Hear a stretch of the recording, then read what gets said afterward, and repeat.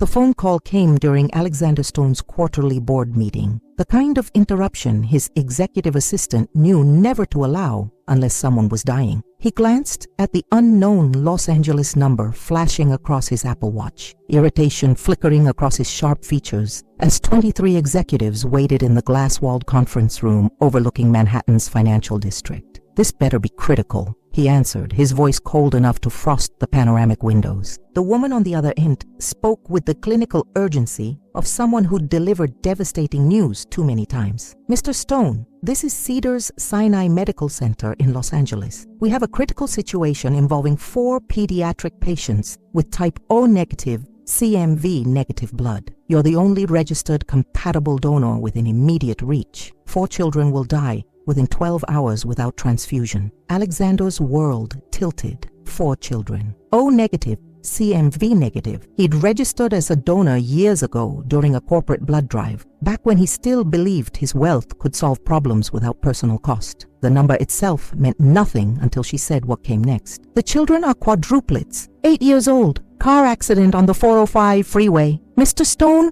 they're asking for their father." The conference room dissolved into white noise. "Hi, my beautiful family. Welcome back to Linda's Stories." If you've ever felt the weight of choices you can't undo, like this video. If you believe some debts can't be paid with money alone, comment. I'm with Linda. Let's begin. The flight from JFK to LAX lasted 5 hours and 37 minutes. Alexander spent every second of it staring at his reflection in the business class window, watching the country pass below in patches of brown earth and sprawling cities, remembering the woman he'd tried to erase from his memory with work, with other women, with the kind of relentless forward motion that billionaires mistake for healing. Melissa Carter. The name still tasted like regret and expensive whiskey, like the night he'd met her at a charity gala in Beverly Hills 8 years ago. She'd worn a burgundy dress that made her dark skin glow under the ballroom lights, her natural hair pulled back in an elegant twist that revealed the graceful line of her neck. She'd been there as a social worker, honored for her work with foster children, not as someone seeking his attention or his money. That's what had drawn him. She'd looked at him like he was just a man,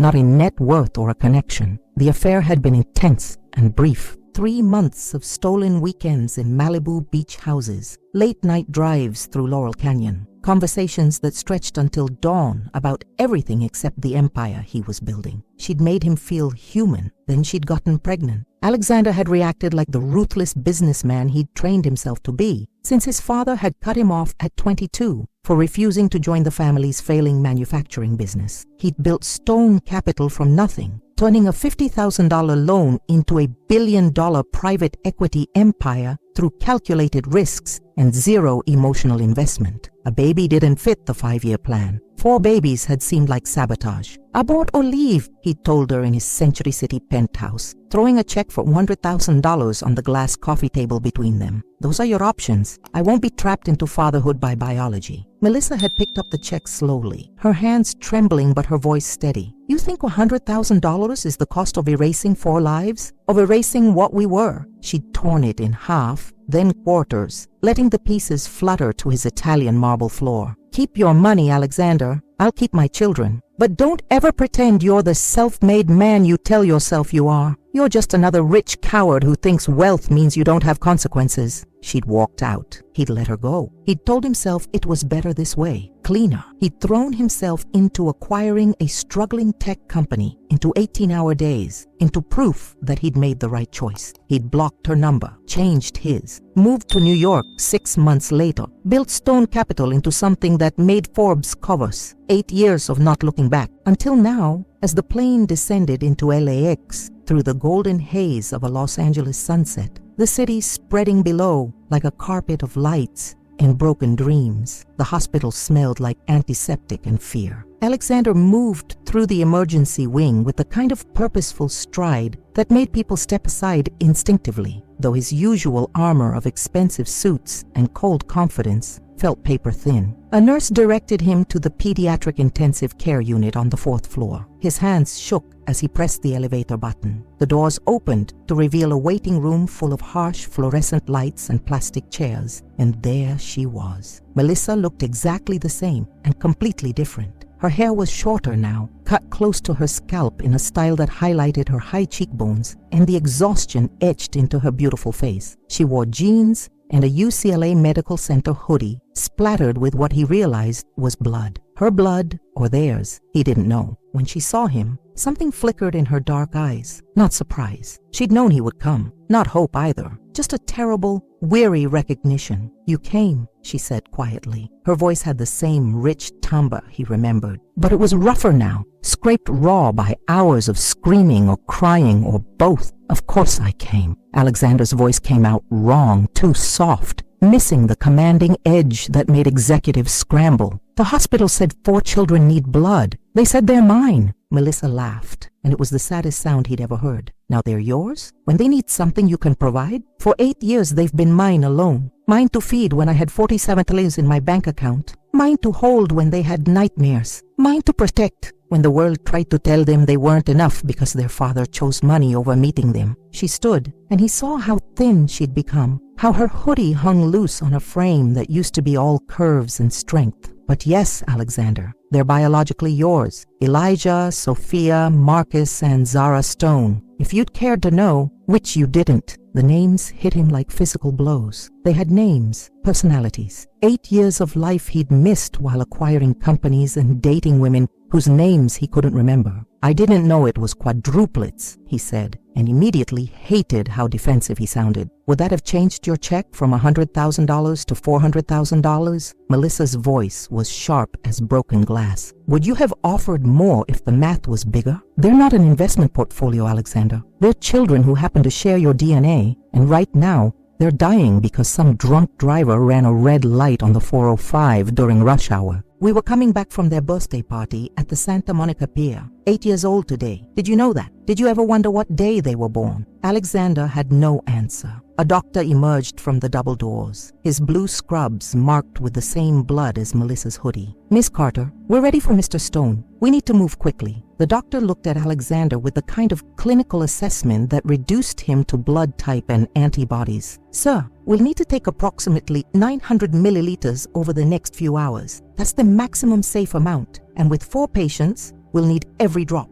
Your blood is extraordinarily rare, O negative with CMV negative antibodies. We've contacted the National Registry. You're the only match within range who can donate the volume we need in the time frame we have. Take whatever you need," Alexander said immediately. "Can I see them first?" The doctor and Melissa exchanged a look. "That's not advisable," the doctor began, but Melissa cut him off. "Let him see what he paid $100,000 to avoid." She turned and walked toward the double doors without waiting to see if he'd follow. The pediatric ICU was a nightmare of beeping machines and small bodies in big beds. 4 beds in a row, each containing a child who looked like a tiny version of himself. Elijah had Alexander's sharp jawline, visible even beneath the ventilator tube. Sophia had his widow's peak, her dark curls matted with dried blood against the white pillow. Marcus had his eyes, the unusual gray-green that his own mother used to say was his best feature. Zara had his serious expression, even unconscious, as if she was concentrating hard on staying alive. They all had Melissa's beautiful dark skin, a blend of genetics that had created 4 of the most beautiful children he'd ever seen. His children. The reality of it crashed over him like cold water,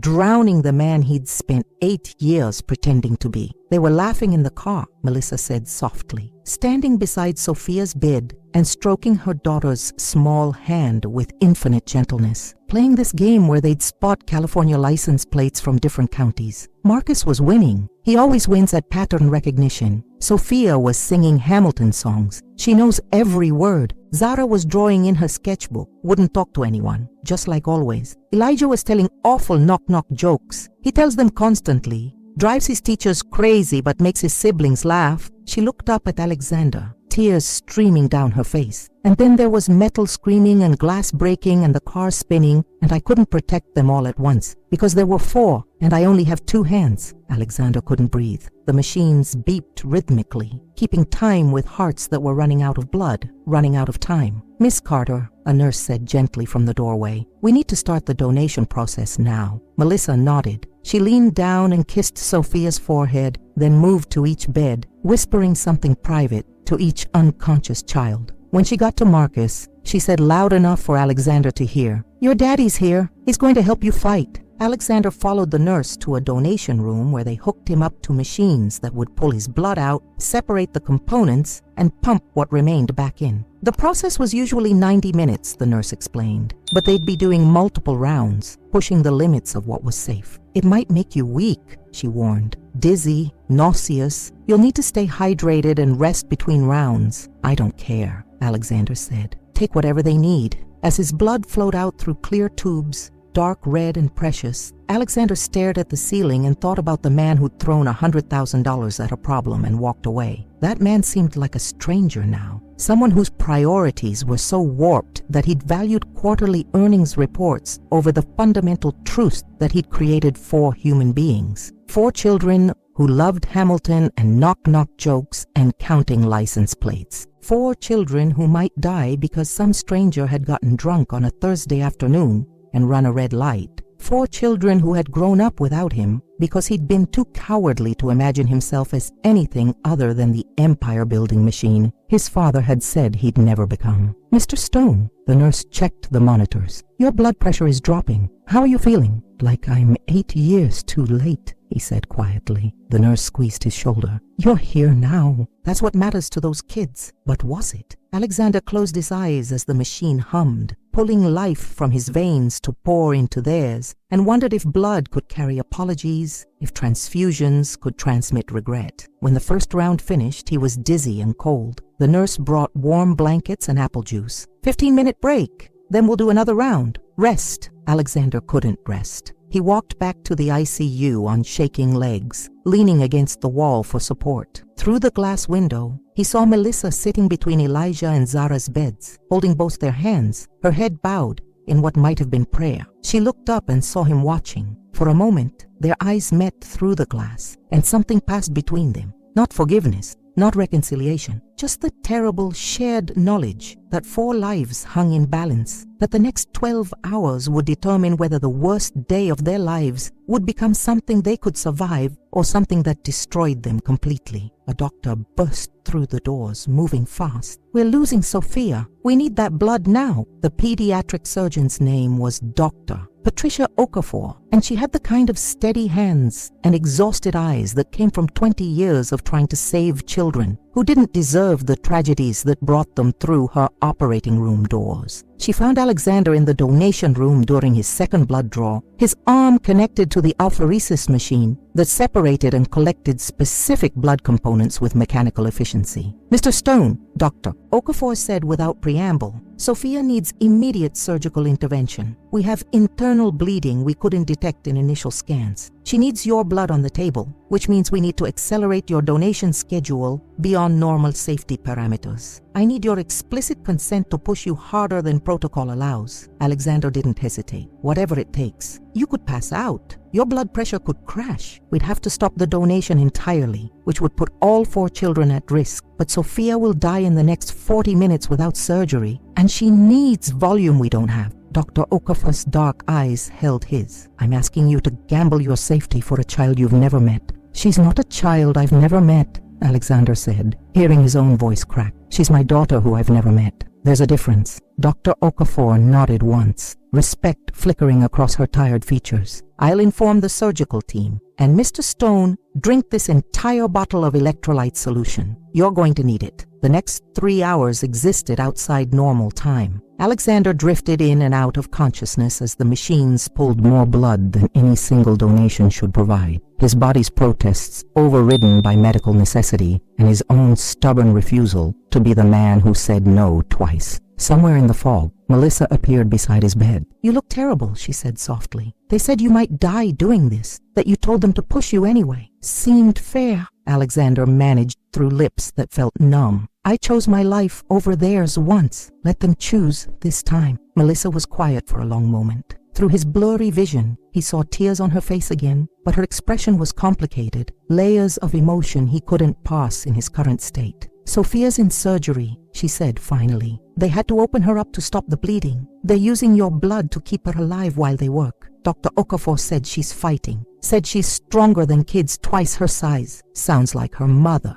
Alexander whispered. Her mother who raised her alone, who I left alone. Yes, Melissa said simply. No absolution in the word, just truth. Why didn't you tell me? The question came out without his permission. His filters dissolved by blood loss and exhaustion. After they were born, why didn't you find me? Tell me they existed. Melissa's laugh was bitter. You think I didn't try? I called your office 73 times in 6 months. Your assistant said you'd left instructions that I was never to be put through under any circumstances. I sent letters to your penthouse. They were returned unopened, marked "Return to sender" in your handwriting. I drove to your office in Century City when the babies were 3 months old. All 4 of them screaming in their car seats because Sophia had colic and wouldn't stop unless I was driving. Security escorted me out, said you'd added my name to a list of people banned from the building. She wiped her eyes roughly. So I stopped trying. I got 2 jobs. My mom helped when she could before she died. I finished my master's degree in social work, taking night classes while the babies slept. We lived in a 1-bedroom apartment in Inglewood for 5 years, all 5 of us, because it was what I could afford, and I taught them that they were enough, that their father's absence didn't mean they were unwanted. It meant he wasn't capable of the kind of love they deserved. Alexander felt something break inside his chest, a pain that had nothing to do with blood loss. I didn't know. I told my assistant to block you, but I didn't know you were trying that hard. I thought you'd taken the money and moved on. I never cashed your check, Alexander. I told you that. I meant it. Melissa stood up. Sophia's out of surgery. She made it. Dr. Okafor wants to talk to you about the other 3. They're stable but critical. They'll need more transfusions over the next 24 hours. The nurse declared him done for now, too depleted to safely give more until his body recovered. They moved him to a recovery room where he could rest under observation, his phone vibrating incessantly with texts from his executive assistant, his board members, his investors wondering where he'd disappeared to mid-meeting. Alexander ignored all of it. For the first time in his adult life, Stone Capital's quarterly earnings projections seemed utterly meaningless. Around midnight, Melissa came back.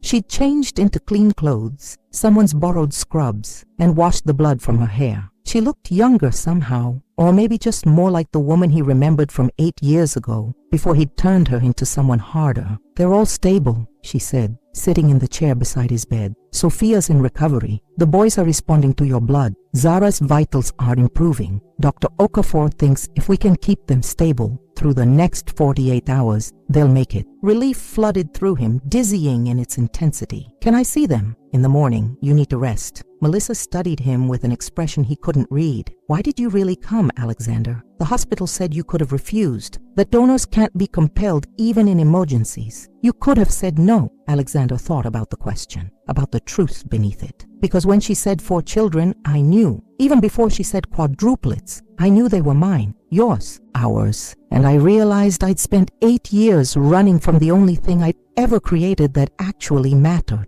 The confession hung in the air between them. Outside the window, Los Angeles sprawled in the darkness, millions of lives intersecting and diverging under the same smog-hazed stars. That's not enough, Melissa said finally. Coming to donate blood doesn't undo 8 years of abandonment. It doesn't give you the right to walk into their lives and play father because your conscience finally woke up. I know. Alexander's voice was rough. I know that. I'm not asking for forgiveness or even a second chance. I just want them to live. That's all. If they live, and you never want to see me again, that's what I deserve. Melissa was quiet for a long time. When she spoke again, her voice was so soft he almost missed it. Marcus asks about you sometimes. He's the logical one, needs to understand patterns and reasons. He asked me once why his father didn't want him when other kids had dads who showed up to basketball games. I told him his father was scared, that some people don't know how to be brave about love. Marcus said that sounded like an excuse. It was, Alexander said. It is. Yeah, Melissa stood up.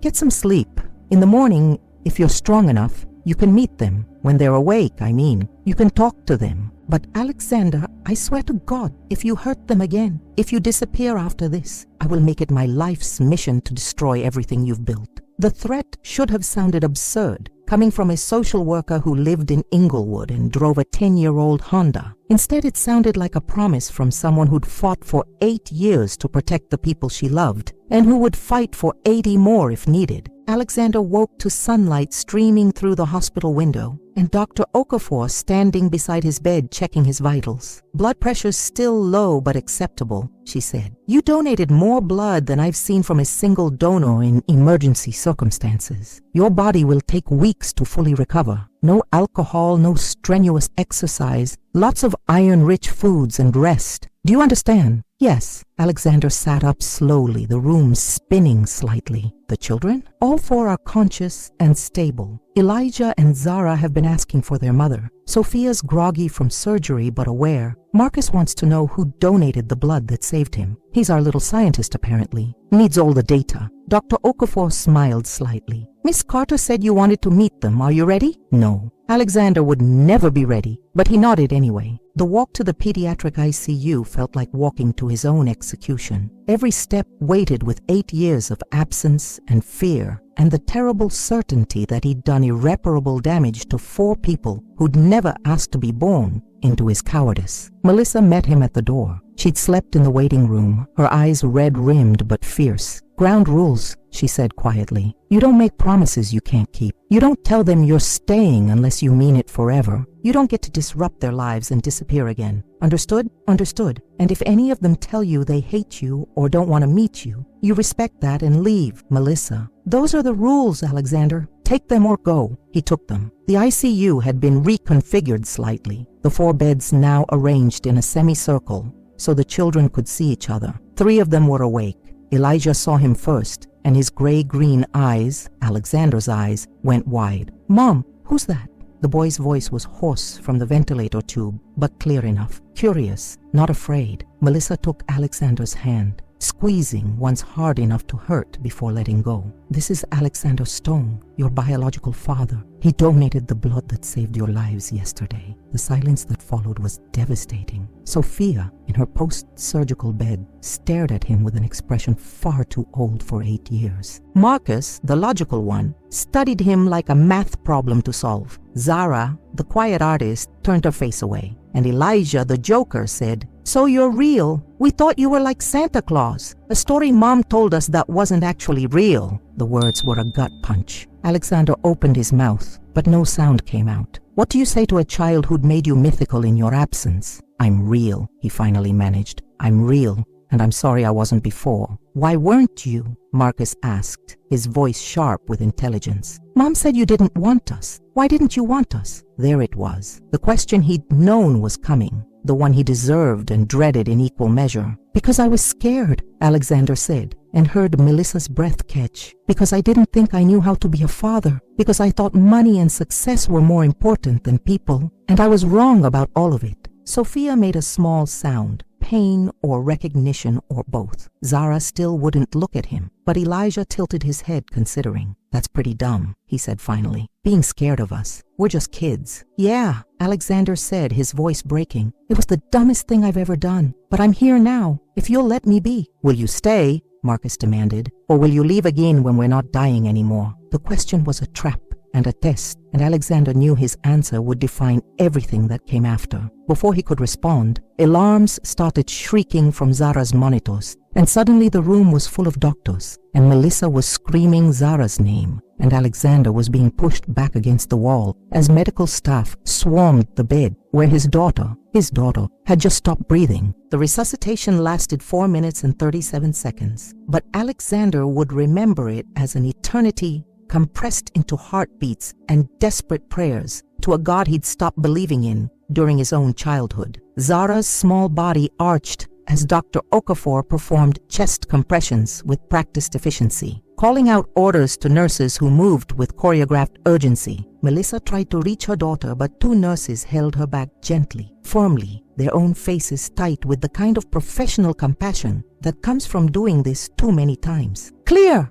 someone shouted, and electricity jolted through Zara's chest. Once, twice. On the 3rd shock, the monitor's flat line stuttered, jumped, found its rhythm again. Zara gasped, her eyes flying open but unfocused, looking at nothing and everything. "We've got her back, Doctor," Okafor said, but her voice carried worry. Her blood pressure crashed. "We're seeing complications from the initial trauma. Possible cardiac contusion from impact. I need to run more tests immediately." Melissa collapsed into a chair. shaking so hard Alexander thought she might fracture. Without thinking, he moved to her side, putting a hand on her shoulder. She didn't shake him off. She stopped breathing, Melissa whispered. Right in front of me, she just stopped. After everything, after the surgery and the blood and fighting all night, she just stopped. But she's breathing now, Alexander said, though his own heart was racing so fast he felt lightheaded. She's still fighting. In the neighboring beds, Sophia had started crying silently, tears streaming down her face. Elijah was making a sound like a wounded animal, high and terrified. Marcus had gone completely still, his gray-green eyes locked on his sister's bed with an intensity that made him look 40 instead of 8. "Kids," Melissa said, forcing strength back into her voice. "Zara's okay. She's still here. She's still fighting." "She coded," Marcus said flatly. He knew the medical terminology, had probably learned it from listening to doctors and nurses. Her heart stopped.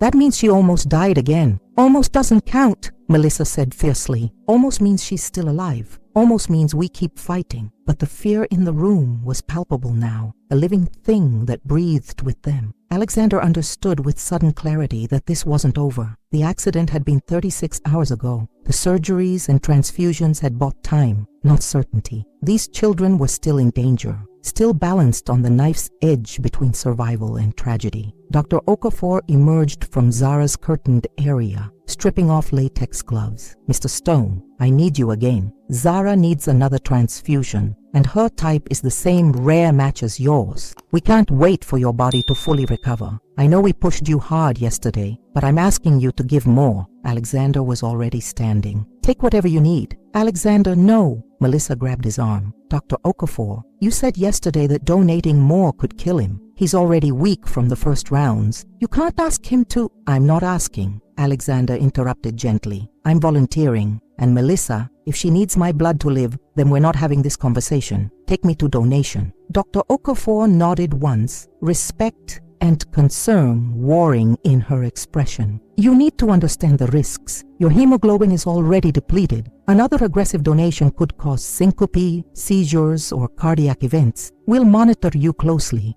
but I can't guarantee your safety." "Guarantee Zara's instead," Alexander said simply. They moved him to the donation room, hooking him back up to the machines with practiced efficiency. As his blood began flowing again, dark and slow, Alexander stared at the ceiling and thought about the mathematics of redemption. Could you measure atonement in milliliters? Was there a conversion rate between years absent and pints of blood? Did biology create bonds that cowardice could sever but crisis could restore? Melissa appeared in the doorway. As the machine hummed, she looked like someone who'd been fighting a war for 36 hours straight, which she had been. "You really meant it," she said quietly. "When you said take whatever they need, you meant it." "Of course I did." Alexander's voice was weak, his body protesting the continued drain. "They're my children. I know I have no right to claim them, but biology doesn't care about rights. They're half me, half you. All the best of what we could have been if I hadn't been so goddamn scared of needing anyone." Melissa pulled a chair close to his bed, sitting with her elbows on her knees. "I hated you for 8 years. Do you know that? I hated you so much that I banned your name in our apartment. Called you the donor when they asked questions. I taught them they were complete without you. That family is who shows up, not who shares DNA." "You were right," Alexander said. "I didn't show up. I don't deserve to be called their father."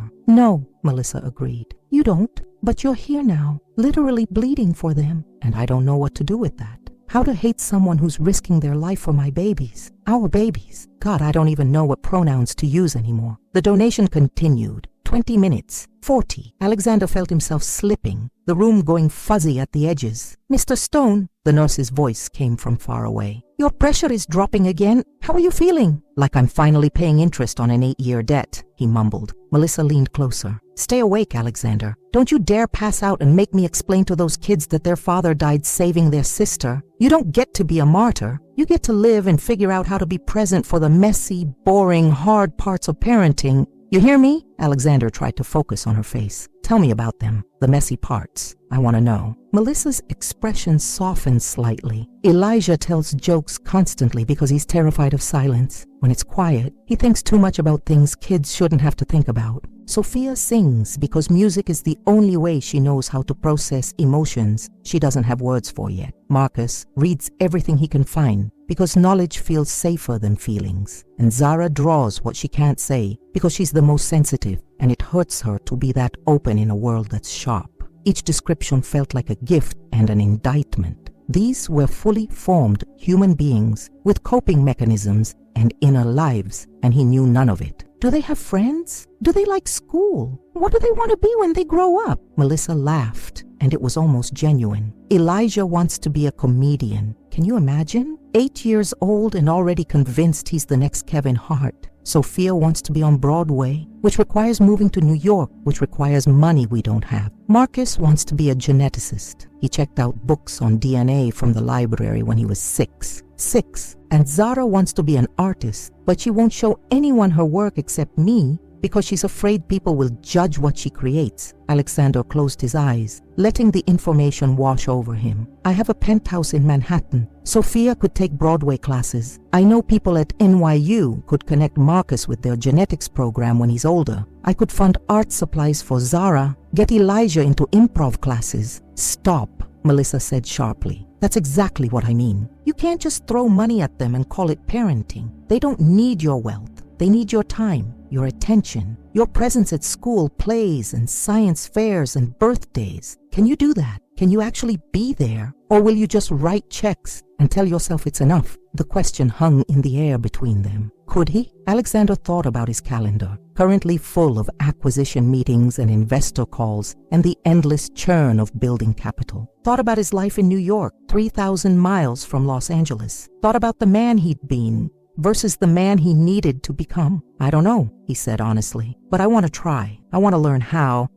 He stopped, searching for words adequate to the feeling growing in his chest. I want to know what Elijah's favorite knock-knock joke is. I want to hear Sophia sing. I want Marcus to explain genetics to me like I'm 5. I want to see Zara's drawings. I want all the messy, boring, hard parts you mentioned. I want to be late to meetings because someone had a school emergency. I want to fail at this and learn and get better. I just want a chance. Melissa's eyes were wet. That's pretty words, Alexander. But words are cheap. I've been living on welfare and food stamps while you lived in penthouses. I've been explaining to teachers why I couldn't afford field trip fees while you bought companies for sport. Words aren't enough. Then let me prove it with actions, Alexander said. Let me stay, not just for the medical crisis. After, let me learn to be their father. If I fail, kick me out, but let me try. Before Melissa could answer, the nurse interrupted. Mr. Stone, we have enough. We're stopping the donation now. You need immediate rest and monitoring. They disconnected the tubes, helped him to a recovery bed. His vision swam. Somewhere down the hall, he heard a child crying, one of his children, though he couldn't yet distinguish their voices. That's Marcus, Melissa said, reading his confusion. He cries when he's scared but trying to be brave. Thinks if he's quiet about it, no one will know he's falling apart. Alexander wanted to go to him, comfort him, but his body wouldn't cooperate. The room spun gently. What happens now? He asked. Melissa looked toward the ICU, where 4 beds held 4 children who'd been hers alone for 8 years. Now we wait. Zara gets your blood. We see if it's enough. And tomorrow, if they're stable, you can try. You can sit with them. Tell them knock-knock jokes and hear about genetics and look at drawings. But Alexander, I meant what I said. One disappointment, one time you don't show up when you promised, one moment where your business matters more than their band concert,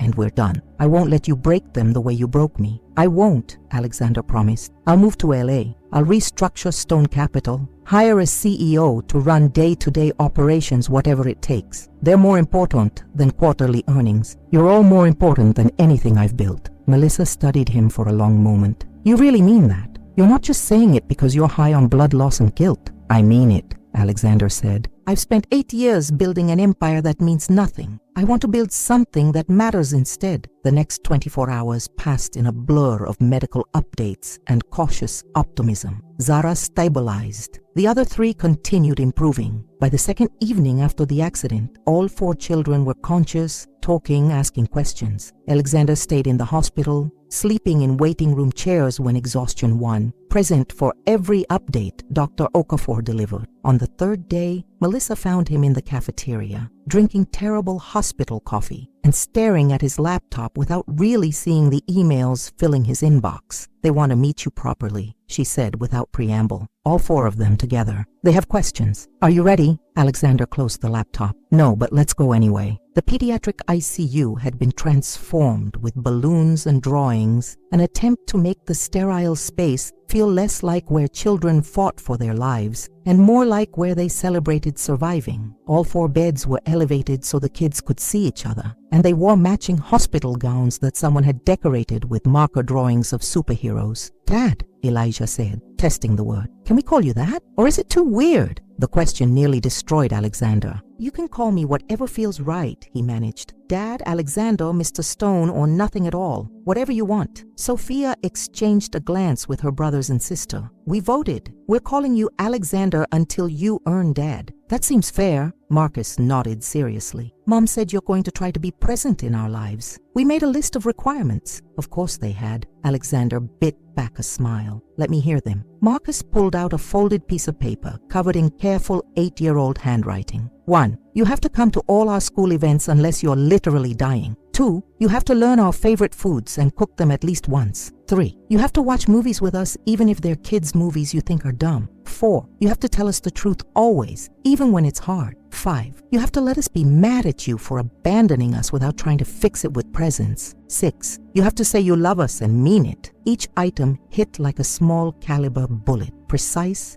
and devastating. "I agree to all of it," Alexander said. "Can I add one more requirement?" 4 sets of eyes watched him suspiciously. "You have to tell me when I mess up because I'm going to mess up a lot. I don't know how to be a dad, but I want to learn and I need you to teach me." Zara spoke for the first time, her voice barely above a whisper. "Why didn't you want us before?" There it was again, the question that mattered most. Alexander looked at Melissa, who nodded permission. "Because I was scared," he said slowly. "Not of you, of me. My dad left when I was young. I grew up thinking that mattered more than it should. I built a life around never needing anyone, never being vulnerable, never risking the kind of pain I felt when he walked away. So when your mom told me she was pregnant, I panicked. I thought if I never met you, I couldn't fail you. I couldn't abandon you the way my father abandoned me." He paused, gathering courage. "But I was wrong. I did fail you. I did abandon you. I became exactly the man I was terrified of being. And there's no excuse for that. No amount of money or blood or promises can undo 8 years. But if you'll let me, I want to spend the next 8 years, and all the years after that, proving I'm more than my worst choice." Silence filled the room. Then Elijah said, "That's pretty heavy for someone who just woke up from almost dying." The tension broke. Sophia laughed, then winced from her surgical incisions. Marcus managed a small smile. Even Zara's lips twitched slightly. "Can I tell you a joke?" Elijah asked. "It's really bad, but it'll make you laugh." "Please,"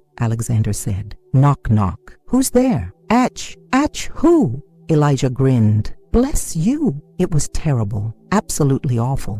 Alexander laughed anyway, and the sound surprised him. When was the last time he'd laughed at something pure and silly and meaningless except for the joy it brought? Sophia started singing something from Hamilton, her voice rough but on key. Marcus began explaining blood types and CMV antibodies with the enthusiasm of a born teacher. Zara pulled out a small sketch pad a nurse had given her and started drawing, glancing up at Alexander occasionally like she was capturing something she needed to remember. And Melissa stood in the doorway, watching her family expand by one, her expression caught between hope and terror. That night, after the children had fallen asleep and the hospital had quieted to the hum of machines and distant conversations, Melissa found Alexander in the recovery room where he was supposed to be resting. "They like you," she said softly. "Or they're willing to like you, which is more than I expected." "They're incredible," Alexander said. "Smart and funny and resilient. You did that. You made them into these amazing people." "We made them," Melissa corrected. "Biology is half of it, even if you weren't there for the rest." She sat on the edge of his bed. "I need to know you're serious about moving here,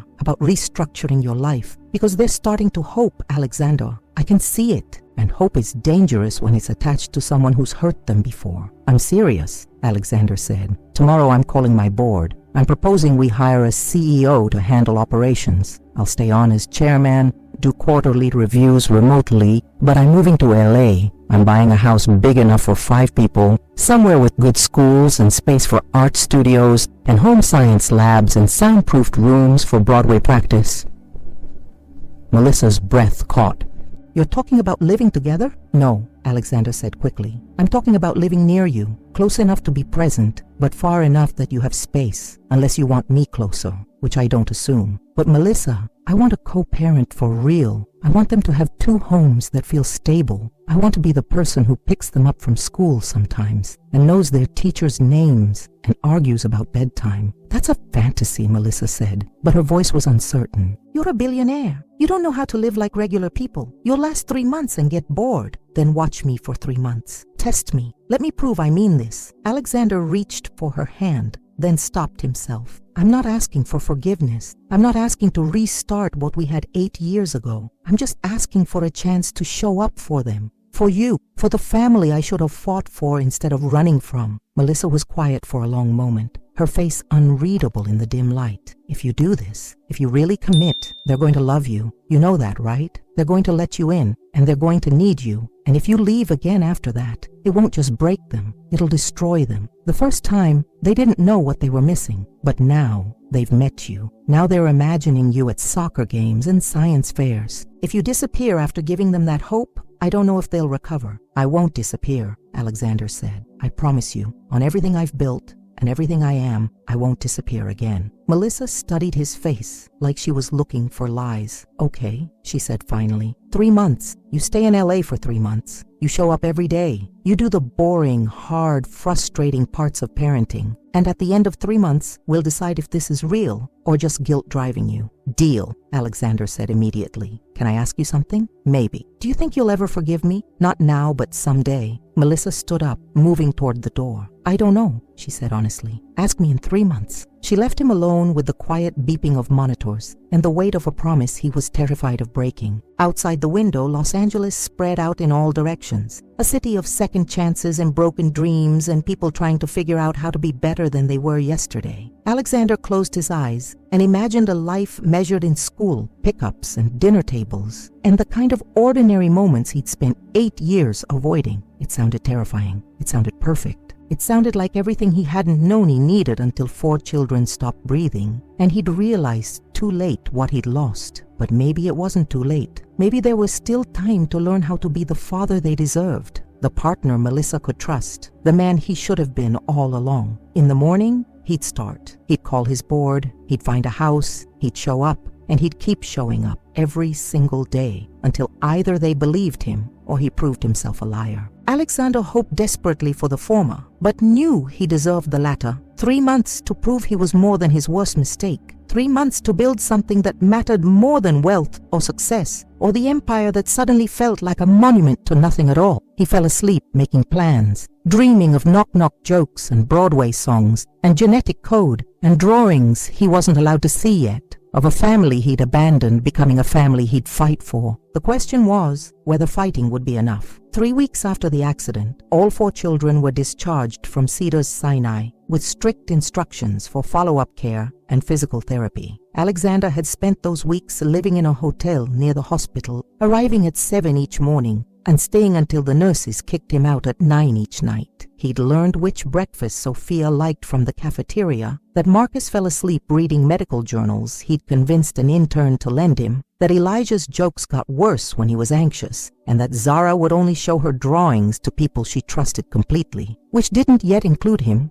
but might someday. The day they left the hospital felt simultaneously like victory and the beginning of a much longer test. Alexander followed Melissa's Honda in his rented Mercedes, watching as she drove carefully through Los Angeles traffic toward an apartment in Inglewood he'd never seen. The building was old but maintained, with security bars on ground floor windows and a children's playground that had seen better days. Melissa's apartment was on the 3rd floor, a 1-bedroom space that had been creatively divided with curtains and folding screens to create private areas for each child. This is home, Melissa said, watching Alexander's face carefully as he took in the cramped quarters, the mismatched furniture, the obvious signs of a family living on limited means. I know it's not much compared to what you're used to. It's perfect, Alexander said, and meant it. The walls were covered with the children's artwork, Sophia's spelling tests marked with gold stars, Marcus's science fair ribbons, photographs of birthday parties and Halloween costumes, and ordinary moments of joy. You built this, a real home. That's more than I've ever done. The children scattered to their respective spaces, Sophia to a corner with a keyboard someone had donated, Elijah to a beanbag chair surrounded by library books, Marcus to a desk cluttered with science equipment, Zara to a window seat with her sketchpad. They moved with the comfortable familiarity of people who'd learned to share space without crowding each other. "Where do you live?" Elijah asked Alexander. "In New York, but not for much longer."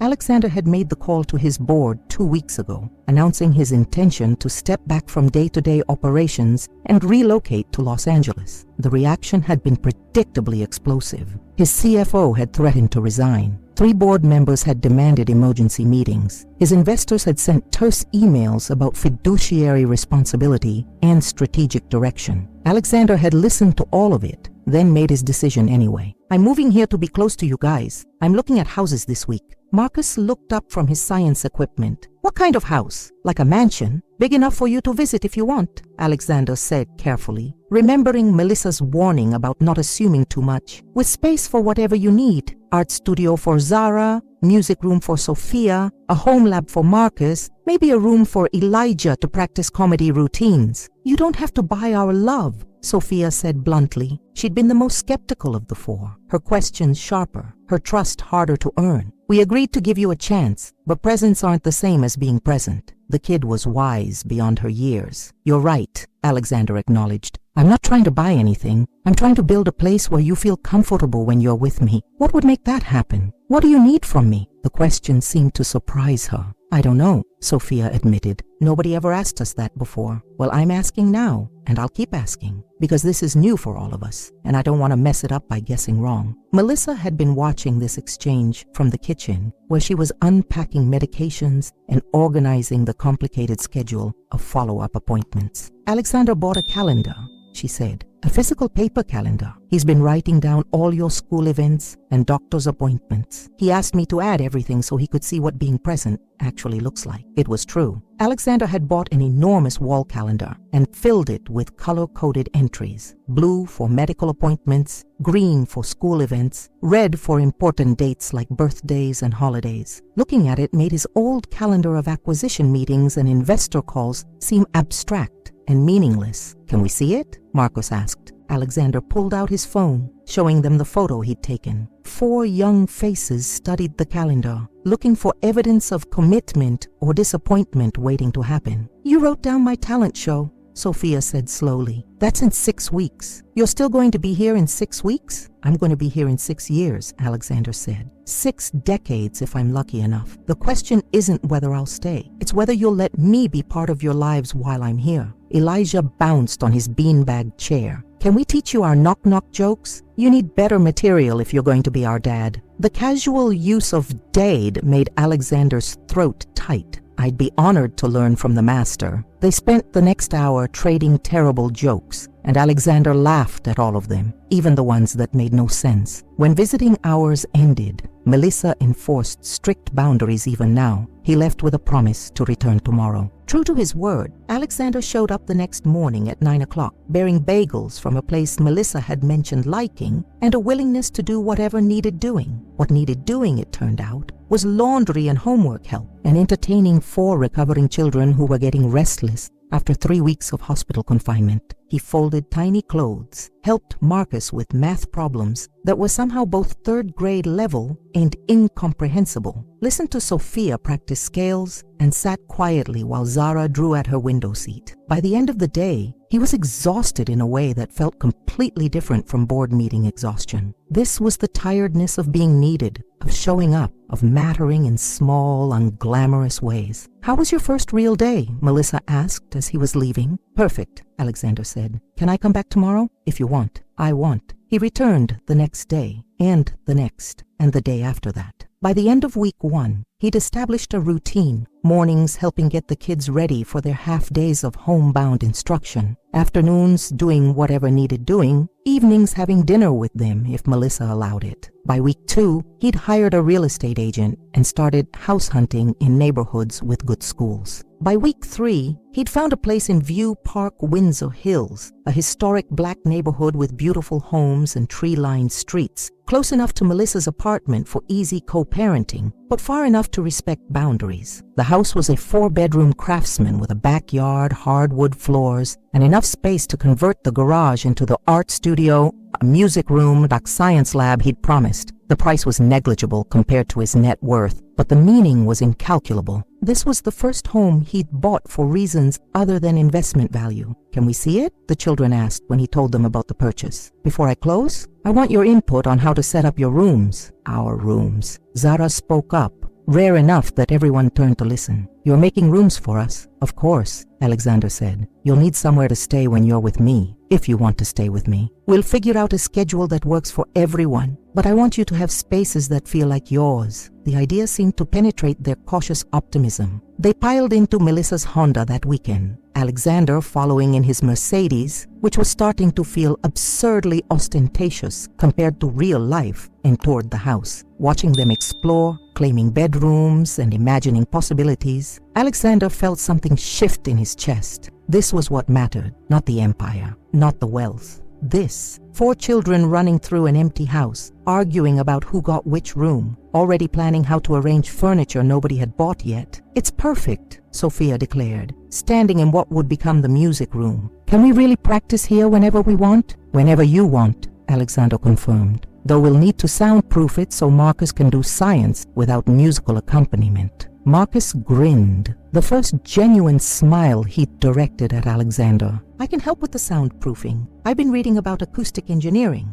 "Of course you have," Alexander said affectionately. Melissa stood apart, watching her children fall in love with a house their father was buying. Her expression was complex, layered with emotions Alexander couldn't parse. "What are you thinking?" he asked quietly. "That this is a lot," she said. "You've been here 3 weeks, and you're buying houses and planning rooms and showing up every single day like it's sustainable. But Alexander, real life isn't 3 weeks. Real life is years of mundane repetition. It's being exhausted and showing up anyway. It's choosing them over business deals even when the deal matters. Are you really ready for that?" "I don't know if anyone's ready," Alexander said honestly, "but I'm willing. I'm committed, and I'll prove it every day until you believe me." Melissa looked at him for a long moment. "You're doing better than I expected. The kids are starting to trust you. That terrifies me." "Why?" "Because if you leave now, after they've let you in, it'll break them, and I'll never forgive you for it." The weight of that responsibility settled on Alexander's shoulders. Good. He wanted to feel it, needed to remember what was at stake every time he made a choice. 3 weeks down, 9 weeks to go in Melissa's test period. But Alexander was already thinking beyond 90 days, planning in years instead of quarters, building a life instead of an empire. The children ran back through the house, arguing about paint colors and furniture arrangements, their laughter echoing through empty rooms that would soon be filled with their dreams and noise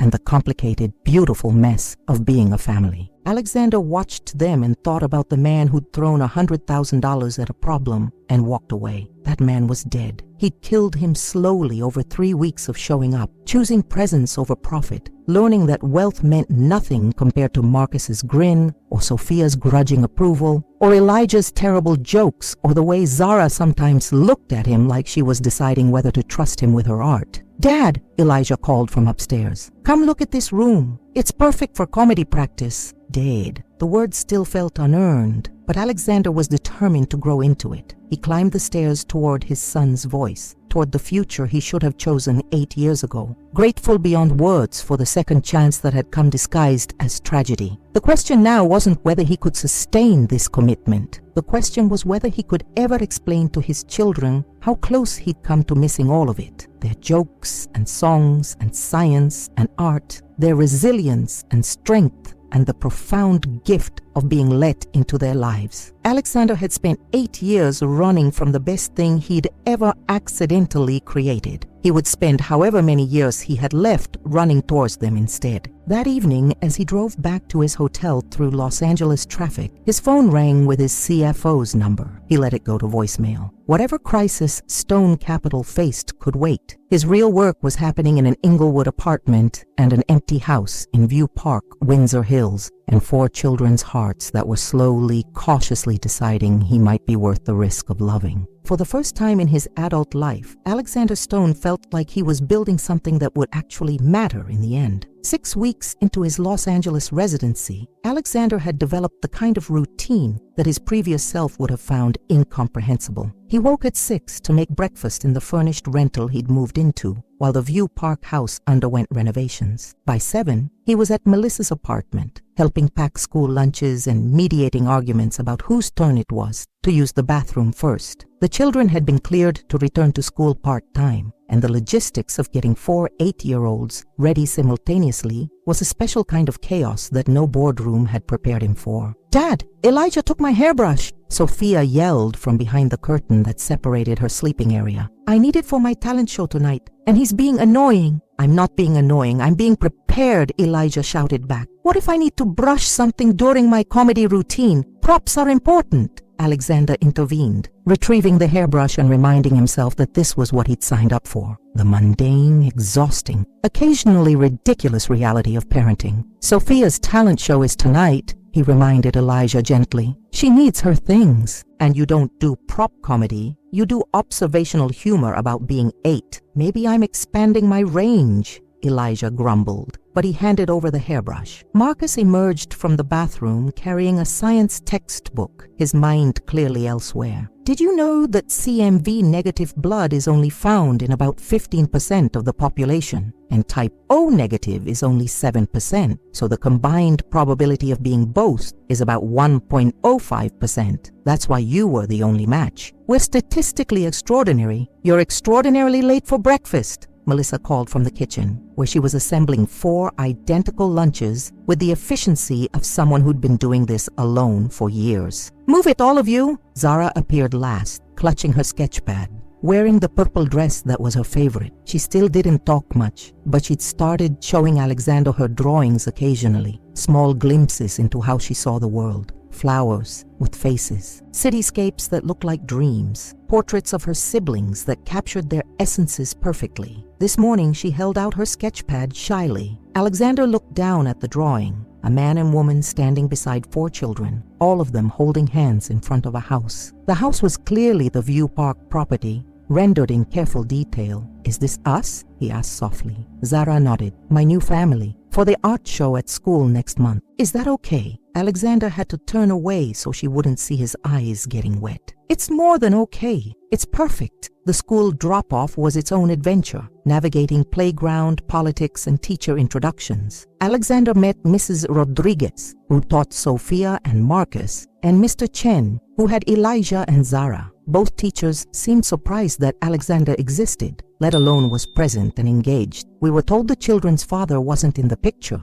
Mrs. Rodriguez said carefully. "I am now," Alexander replied. "I know I've missed a lot, but I'm here to stay. Please put me on all the school communications, the parent email list, everything. I want to be involved." After drop-off, Alexander had 3 hours before afternoon pickup. He spent it meeting with his real estate contractor about the renovations, approving designs for the music room's soundproofing and the backyard studio conversion. Then he had a video call with Stone Capital's new CEO, a brilliant woman named Janet Chen, who'd been his COO and was thriving in her expanded role. "The Tokyo deal is moving forward," Janet reported, "but the investors want your input on the final terms. Can you fly out for meetings next week?" Alexander looked at his paper calendar, seeing Sophia's talent show tonight, Marcus's science fair on Friday, Elijah's comedy showcase on Saturday, and Zara's first art therapy appointment on Tuesday. "No," he said, "handle it. That's why we restructured. I trust your judgment." Janet smiled slightly. "You've said no to 7 trip requests in 6 weeks. The board is adjusting, but some investors are getting nervous about your commitment to the company. Tell them my commitment hasn't changed, just my priorities. Stone Capital has you. My children have only me." "Fair enough," Janet said. "For what it's worth, you seem happier, more human. Whatever you're doing in LA, keep doing it." The afternoon pickup was a reversal of the morning drop-off, collecting 4 exhausted children who'd made it through half days of school. They piled into the Honda, Alexander still following in his Mercedes, though he'd traded the luxury sedan for a more practical SUV, and headed back to the apartment for homework and snacks. "How was school?" Alexander asked once they were settled. Boring, Elijah declared.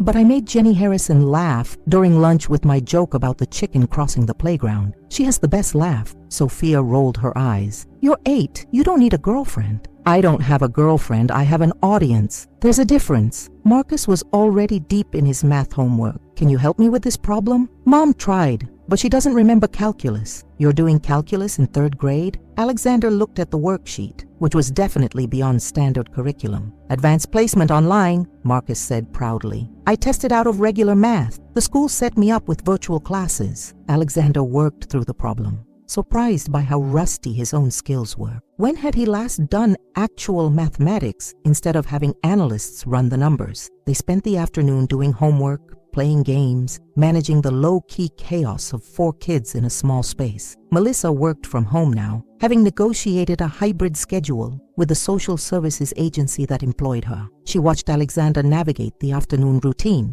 occasionally offering guidance, but mostly letting him figure it out. Around 5 o'clock, everyone started preparing for Sophia's talent show. The elementary school's multi-purpose room would be packed with parents and students, and Sophia was performing Defying Gravity from Wicked, an ambitious choice that she'd been practicing obsessively. What if I forget the words? Sophia asked nervously as they drove to the school. What if my voice cracks? What if everyone laughs? Then you keep singing, Melissa said firmly from the driver's seat. And if they laugh, you laugh with them and start over. But Sophia, you've got this. You've been singing this song perfectly for weeks. Your mom's right, Alexander added, from where he was squeezed in the back seat between Marcus and Elijah. You're incredible. Everyone's going to see it tonight. The multi-purpose room was packed with families, the air thick with proud parents and nervous children. Alexander found himself sitting between Melissa and the other kids, watching Sophia wait backstage with the other performers. When her turn came, she walked to the center of the makeshift stage, looking terrified. The first notes of the song played. Sophia opened her mouth, and magic happened. Her voice soared through the room, powerful and clear, hitting notes that seemed impossible for an 8-year-old. She wasn't just singing the song, she was embodying it, channeling Elphaba's defiance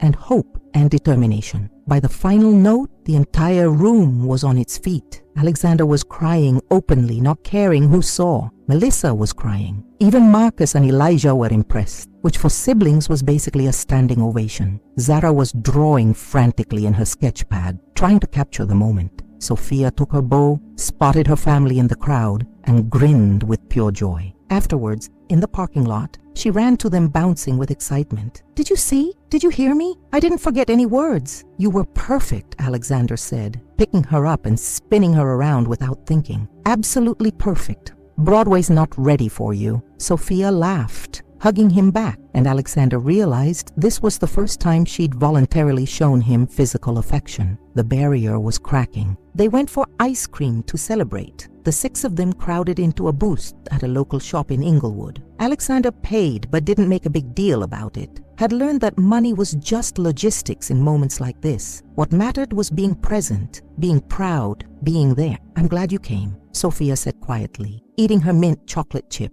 Some kids' dads didn't show up, but you were there. I'll always be there, Alexander promised. For every show, every game, every moment you'll let me be part of. Marcus looked up from his rocky road. Even the boring stuff, like science fairs and parent-teacher conferences, especially the boring stuff. That's what being a dad means. Showing up for everything, not just the highlight reel. Elijah made a face. That's really corny, Dad. I'm a dad now. I'm allowed to be corny. The word dad was getting easier, fitting more naturally. They drove home through Los Angeles night traffic, the city lights streaming past the windows. At the apartment, while Melissa got everyone ready for bed, Alexander helped Zara set up her art supplies for a weekend project she was planning. You came to Sophia's show, Zara said, arranging colored pencils by shade. Yes. Will you come to my art show next month? It's not as exciting as singing, just drawings on walls. Zara, Alexander waited until she looked at him. Your art is just as important as Sophia's singing or Marcus's science or Elijah's comedy. I'll be at your art show, front row, wearing a stupid proud dad face that will probably embarrass you. Zara smiled, tiny but genuine. Okay. That night, after everyone was asleep, Melissa made tea and sat with Alexander on the apartment's small balcony. Los Angeles sprawled below them. millions of stories unfolding under the same smog, hazy sky. You're doing really well, Melissa said quietly. Better than I thought possible. The kids are starting to believe you're permanent. I am permanent, Alexander said. I know you're waiting for me to fail or get bored, but Melissa, this is the most meaningful thing I've ever done. I spent 8 years building a company that made me rich and miserable. These 6 weeks have made me happier than the previous 8 years combined. Melissa sipped her tea. What happens when it's not new anymore? When the novelty wears off and it's just the same routine every single day? When they're not grateful or cute, but just regular kids being difficult? Then I show up anyway, Alexander said simply. That's what parents do, right? Show up even when it's hard, especially when it's hard. You make it sound easy. It's not easy. It's exhausting. I'm constantly worried I'm doing it wrong, that I'm overstepping or not doing enough or missing something important. But that worry feels right somehow, like it means I care enough to be scared of messing up. Melissa turned to look at him. I'm starting to believe you. That's dangerous for me. I built walls to protect us from being hurt again, and you're slowly breaking them down. I don't want to hurt you, Alexander said. Either of you, any of you. I want to be worthy of the chance you're giving me. You're getting there, Melissa admitted. The kids love you now. I can see it. They ask where you are when you're late. They want to tell you things. They're letting you into their lives. What about you? The question came out before Alexander could stop it. Am I getting into your life too, or just theirs? Melissa was quiet for a long moment. I don't know yet. Right now you're their father. Whether you're anything to me beyond that is complicated. I know. But, Melissa continued carefully, I'm not opposed to figuring it out, eventually, if you keep being who you've been these past 6 weeks. It wasn't a declaration of love or even forgiveness, but it was something. A crack in the walls, a possibility. Alexander would take it. They sat in comfortable silence, drinking tea and watching the city breathe. Tomorrow, Alexander would show up again, and the day after that, and the day after that, building trust through consistency, proving through actions what words could never convey. His phone buzzed with a message from Janet Chen. Board wants emergency meeting about stock price volatility. Need you in NYC Monday at latest. Alexander typed back, not available. You handle it. That's literally your job now. 3 dots appeared. Then, you're really committed to this LA thing, aren't you? Alexander looked at Melissa, at the warm light spilling from the apartment where 4 children slept, at the life he was building one ordinary moment at a time. He typed, more committed than I've been to anything in my life. Janet's response was immediate. Good. They're lucky to have you. So is their mom, whether she knows it yet or not. Alexander pocketed his phone and finished his tea, thinking about Sophia's perfect performance and Zara's drawing and the way Marcus grinned when solving math problems and Elijah's terrible, wonderful jokes. This was wealth, not the billions in his accounts or the company bearing his name. This family connection, mattering to someone beyond quarterly earnings reports. He was the richest man he'd ever been. The following Friday, Marcus's science fair was a triumph of 8-year-old genius. His project on blood types and transfusion compatibility, inspired directly by recent events, won first place and a spot in the district competition. Alexander stood beside Melissa, watching their son explain hemolytic reactions to judges with the confidence of someone 3 times his age. He gets the science brain from you, Melissa said. I barely passed biology. He gets the determination from you, Alexander countered. I just had resources. You taught him to fight for what he wants. Saturday, Elijah performed at a kids' comedy showcase at a local community center. His routine about being one of Quadruplets, we're like the Avengers but shorter and with the same face, killed. The audience loved him. Alexander laughed until his sides hurt, proud beyond measure of this kid who used humor to process trauma and connect with people. Sunday they worked on the View Park house together, the whole family painting bedroom walls in colors each child had chosen. Sophia's room was theatrical purple. Marcus wanted scientific green. Elijah chose bright orange because it made him happy. Zara's was soft lavender. By evening, they were covered in paint and exhausted and happier than Alexander had ever seen them. 3 more weeks until you can move in, the contractor said, surveying their work with professional amusement at the amateur paint job. Maybe less if we push hard. Take whatever time you need to do it right, Alexander said.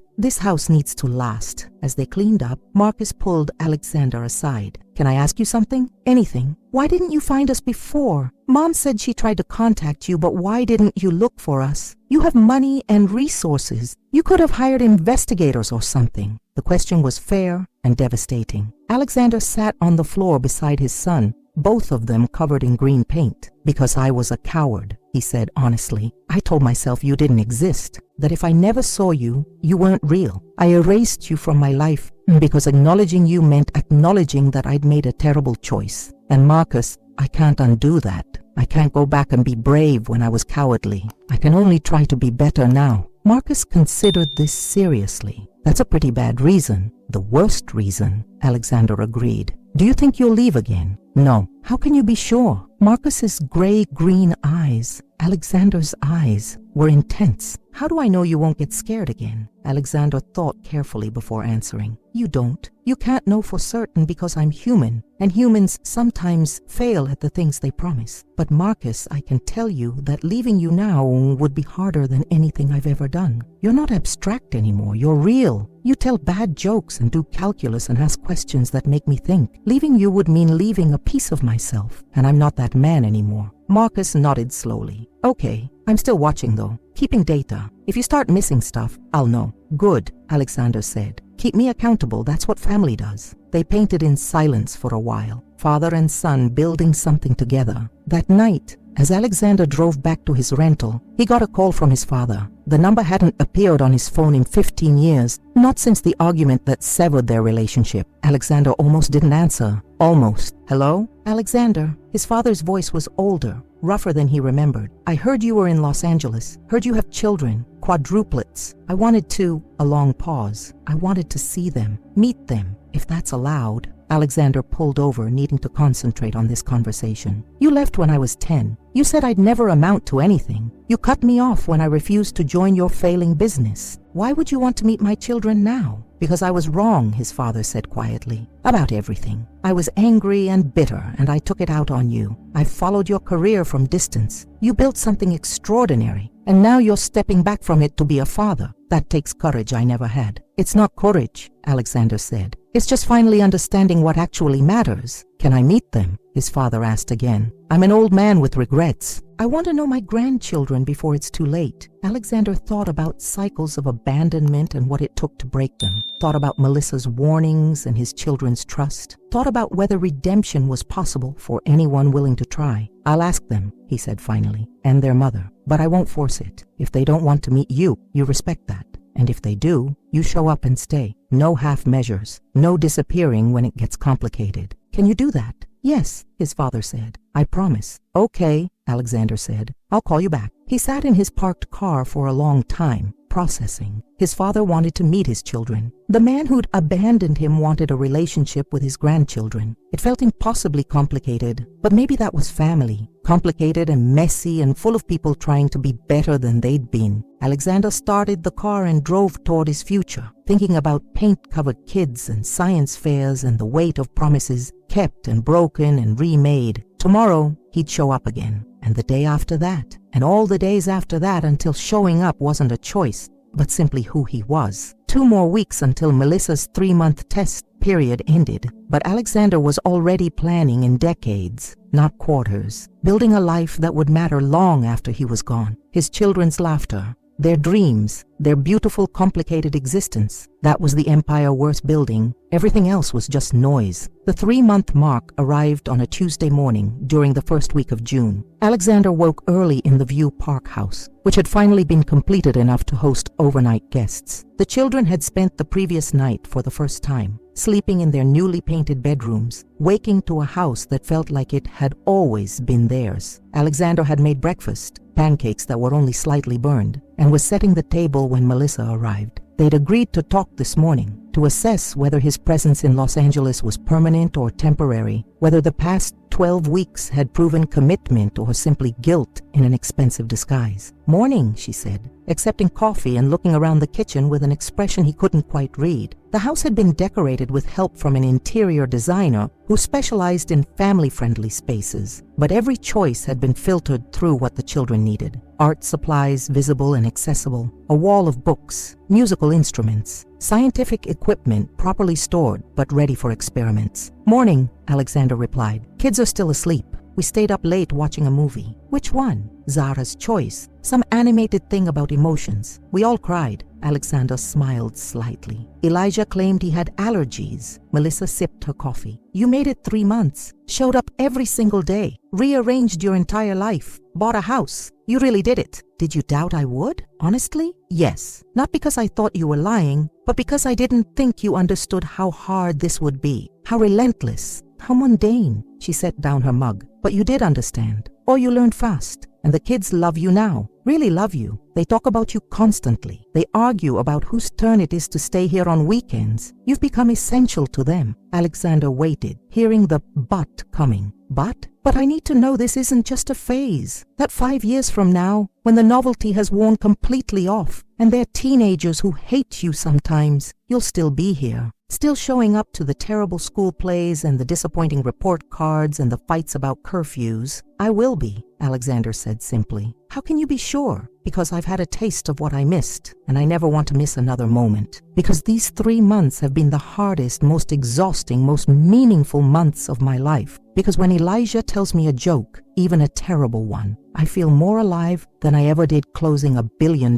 deal." Alexander moved closer to her. "And because I love them, Melissa, not as an abstract concept or a biological connection, but as real, specific people who drive me crazy and make me proud and who I'd die for without hesitation." Melissa's eyes were wet. "I know you love them. I can see it. The question is whether you love them enough to do this for the rest of your life, even when it's boring and thankless and they don't appreciate you." "Yes," Alexander said. "I do. I will. Whatever it takes, for however long I have." They stood in silence for a moment, the morning sun streaming through the kitchen windows, illuminating the life he'd built over 12 weeks of showing up. "Okay," Melissa said finally. "Okay, what?" "Okay, you can stay. Really stay. Not on probation, not being tested, just stay. Be their father. Be present. Keep being who you've been." Relief flooded through Alexander so intensely he had to sit down. "Thank you. I won't let them down. I won't let you down." "I know," Melissa said. "That's why I'm saying yes. You've earned this, Alexander. The kids trust you now. I trust you now.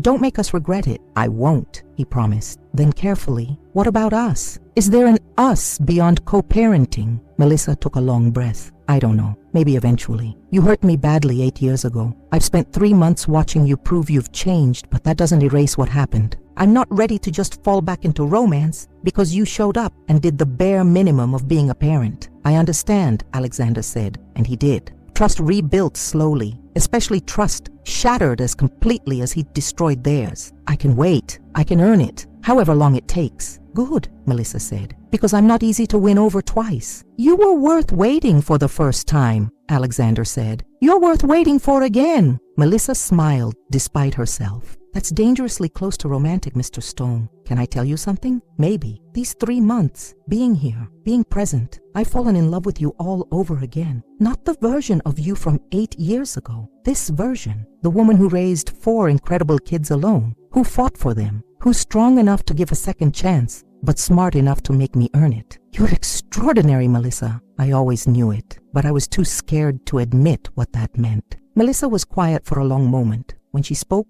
her voice was soft but firm. "I'm not ready to hear that yet. Ask me again in 6 months. If you're still here, still showing up, still choosing us over your empire, then maybe I'll be ready to hear it." 6 months, Alexander agreed. "I can do 6 months." Footsteps thundered on the stairs as 4 children came barreling into the kitchen, arguing about something incomprehensible and wonderful. "Dad, tell Elijah that sharks are fish, not mammals," Marcus demanded. "Dad, tell Marcus that comedy doesn't have to be scientifically accurate," Elijah countered. Sophia rolled her eyes at both of them. "Can we have pancakes? And is Mom staying for breakfast?" Zara tugged on Alexander's sleeve, showing him a drawing she'd completed that morning, a portrait of their family in this kitchen. everyone together. "This is for you," she said shyly, "for your office, so you remember to come home." Alexander took the drawing with hands that trembled slightly. "I'll frame it, put it right on my desk, so it's the first thing I see every day. Thank you, Zara. It's beautiful." Melissa watched this interaction,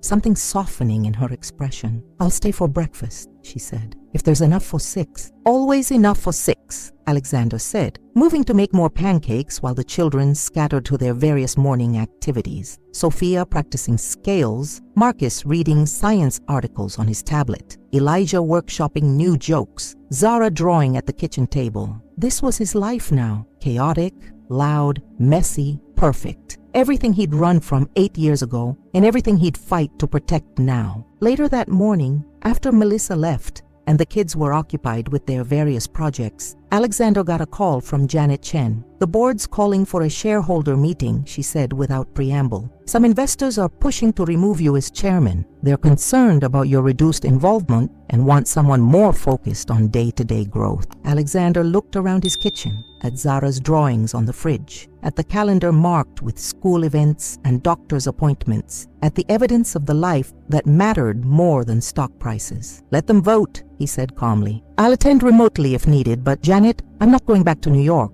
I'm not returning to 18-hour days and constant travel. If they want to remove me, that's their choice. Stone Capital will survive. My children need me more than my company does." Janet was quiet for a moment. "You've changed. The old Alexander would have fought this tooth and nail. The old Alexander was building an empire to prove his father wrong. The new Alexander is building a family because it's right. Different motivations, different priorities. I'll handle the board," Janet said. "But Alexander, you should know the company's doing fine without you hovering. Maybe better. You built good systems. They run without constant intervention." "That was always the goal," Alexander said. "Build something that lasts beyond me. Turns out I was building the wrong thing for 8 years, but I'm building the right thing now." That afternoon, Alexander's father arrived at the house. James Stone looked older than Alexander remembered, 72 now, gray and weathered, but carrying himself with the remnants of the pride that had defined him. The children had been told they had a grandfather who wanted to meet them, and Melissa had agreed to let them decide individually whether to participate. All 4 had chosen yes, more out of curiosity than expectation. "Alexander," James said, standing on the front porch, looking nervous in a way Alexander had never seen him. "Thank you for allowing this." "Don't thank me yet," Alexander said. "Thank me if you stick around and be present for them. Otherwise, this is a one-time visit and nothing more." He led his father inside, where 4 children waited in the living room with various degrees of interest and skepticism. Melissa sat with them, protective and alert. "Kids, this is James Stone, my father, your grandfather." Alexander's voice was carefully neutral. "He wants to meet you and be part of your lives if you'll let him." James looked at the 4 faces that were combinations of his son and Melissa, seeing his own features reflected in their expressions. When he spoke, his voice cracked slightly. "I wasn't there for your father when he needed me. I made mistakes I can't undo, but I'm here now. If you'll give an old man a chance to be better than he was." Marcus, ever the logical one, spoke first. "Did you abandon Dad like he abandoned us?" The directness of the question made everyone flinch. James met Marcus's eyes steadily. "Yes, I left when he was young. I thought providing money was enough. That presence didn't matter. I was wrong about that, and I've regretted it for decades." "Then why should we trust you?" Sophia asked. "How do we know you won't leave too?" "You don't," James admitted. "You'll have to watch and see if I keep showing up, just like you're watching your father keep his promises. All I can do is try and hope that trying is enough." Elijah tilted his head, considering. "Do you like jokes? Because if you're going to be our grandpa, you need to appreciate comedy." Despite the tension, James smiled. "I love jokes. Tell me your best one." The ice began to crack. Over the next hour, James sat with his grandchildren and listened to their stories, their interests, their lives. He looked at Zara's drawings with genuine appreciation. He discussed blood types with Marcus without condescension. He laughed at Elijah's terrible jokes and listened to Sophia sing scales. When it was time to leave, he looked at Alexander with something that might have been respect. "You did this. You built this family. You're a better man than I ever was, and a better father than I knew how to be." "I'm trying to be," Alexander said. "That's all any of us can do. Try and show up and hope it's enough." "Can I come back?" James asked. "Next week maybe? Take them for ice cream or to a movie? Start building something with them that I failed to build with you?" Alexander looked at Melissa, who nodded slightly. "Ask them. It's their choice, not mine." James knelt down to eye level with the children. Would you like an old grandpa hanging around sometimes? I promise I'm better at listening now than I used to be. The four siblings exchanged glances, conducting some kind of silent conference. Finally, Elijah spoke for all of them. Okay, but you have to earn the title Grandpa like Dad earned Dad. Right now you're just James. Deal? Deal, James said, his voice thick with emotion. That's more than fair. After James left, Melissa pulled Alexander aside. That was brave, letting him meet them after what he did to you. They deserve to know their grandfather if he's genuine about being present, Alexander said. And maybe he deserves a chance to be better than he was, the same way I'm getting that chance. Cycles have to break somewhere. You really have changed, Melissa said softly. The man I knew 8 years ago would never have been this forgiving or this willing to be vulnerable. The man you knew 8 years ago was scared of everything that mattered. This man is only scared of losing what matters. Big difference. That evening, after the kids were in bed and Melissa had gone home, Alexander sat in his home office, a small room lined with books and his children's artwork, and looked at the framed drawing Zara had given him, his family in this kitchen, together and whole. He thought about the journey from that Century City penthouse and a $100,000 check to this View Park house and 4 children sleeping upstairs. Thought about the man who'd valued wealth over people and the man trying desperately to prove that people mattered more than anything else. His phone rang. Unknown number.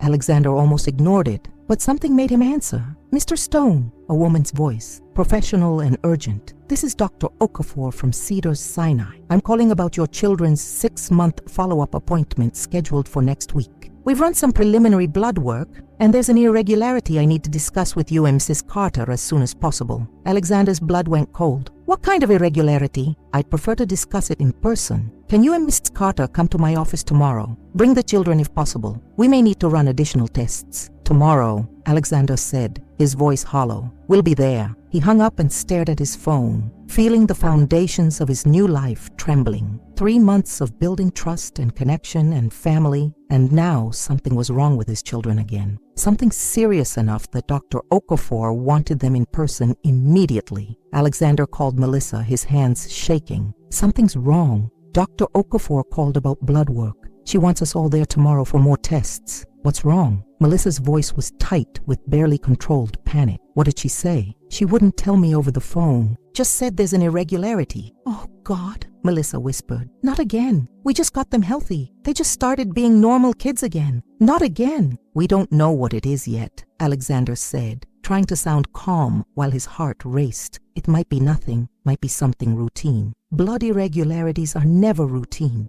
Melissa said. Meet me at my apartment. I can't do this alone tonight. I can't sit here imagining the worst and wait until morning. I'm on my way, Alexander said, already grabbing his keys. As he drove through late-night Los Angeles, the city lights blurred through windows that might have been wet with rain, or might have been wet with tears he wouldn't acknowledge. He'd had 3 months of perfect domesticity, of building something real and lasting. Had that been borrowed time? A gift before something terrible happened? No, he wouldn't think like that. They'd survived one medical crisis. They'd survive whatever this was too, together. Family. That's what families did. He arrived at Melissa's apartment to find her sitting on the balcony, staring at the city with an expression that said she was already preparing for loss, already armoring herself against pain. Hey, Alexander said softly, sitting beside her. They're going to be okay. Whatever this is, we'll handle it. We'll fight it, all 6 of us together. You don't know that, Melissa said. You don't know they'll be okay. Nobody knows that. They almost died 3 months ago. What if this is something we missed? What if saving them from the accident only bought us a few months before something else takes them? Then we fight that too, Alexander said fiercely. We use every resource, every dollar, every connection I have. We find the best doctors and the best treatments, and we do whatever it takes. But Melissa, we don't give up before we even know what we're facing. Melissa turned to look at him, and in her eyes he saw 8 years of fighting alone, of being strong because she had no choice, of bearing weight no single person should carry. I'm so tired, she whispered. I'm so tired of being scared. I thought we were past this. I thought we were safe.